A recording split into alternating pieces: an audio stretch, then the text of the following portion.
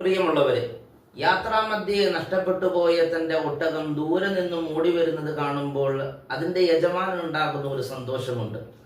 ആ സന്തോഷത്തേക്കാൾ അത്യധികം സന്തോഷമാണ് അല്ലാഹു സുബ്ഹാനഹു വ തആലയ്ക്ക് അവന്റെ ഒരു അടിമ താൻ ചെയ്തു പോയ തെറ്റിൽ നിന്നും പശ്ചാത്തപിച്ചു മടങ്ങുമ്പോൾ ഉണ്ടാകുന്നത് എന്ന് ഹബീബായ റസൂലുള്ളാഹി സ്വല്ലല്ലാഹു അലൈഹി വസല്ലമ തങ്ങൾ പഠിപ്പിക്കുന്നു. അതെ, പരിശുദ്ധമായ റമദാനിന്റെ രണ്ടാമത്തെ പത്താവുന്ന മഗ്ഫിറത്തിന്റെ പത്തിലേക്ക് നാം പ്രവേശിക്കുമ്പോൾ നമ്മുടെ ജീവിതത്തിൽ സംഭവിച്ചു പോയ സകല അപരാധങ്ങളും തെറ്റുകളും റബ്ബിനോട് ഏറ്റുപറഞ്ഞ് പശ്ചാത്തപിച്ചു മടങ്ങാൻ നമുക്ക് കഴിയണം.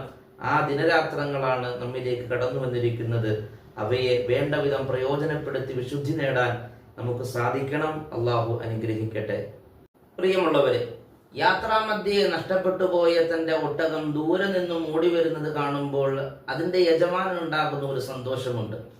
ആ സന്തോഷത്തേക്കാൾ അത്യധികം സന്തോഷമാണ് അല്ലാഹു സുബ്ഹാനഹു വ തആലയ്ക്ക് അവന്റെ ഒരു അടിമ താൻ ചെയ്തു പോയ തെറ്റിൽ നിന്നും പശ്ചാത്തപിച്ചു മടങ്ങുമ്പോൾ ഉണ്ടാകുന്നത് എന്ന് ഹബീബായ റസൂലുള്ളാഹി സ്വല്ലല്ലാഹു അലൈഹി വസല്ലമ തങ്ങൾ പഠിപ്പിക്കുന്നു. അതെ, പരിശുദ്ധമായ റമദാനിന്റെ രണ്ടാമത്തെ പത്താവുന്ന മഗ്ഫിറത്തിന്റെ പത്തിലേക്ക് നാം പ്രവേശിക്കുമ്പോൾ നമ്മുടെ ജീവിതത്തിൽ സംഭവിച്ചു പോയ സകല അപരാധങ്ങളും തെറ്റുകളും റബ്ബിനോട് ഏറ്റുപറഞ്ഞ് പശ്ചാത്തപിച്ചു മടങ്ങാൻ നമുക്ക് കഴിയണം.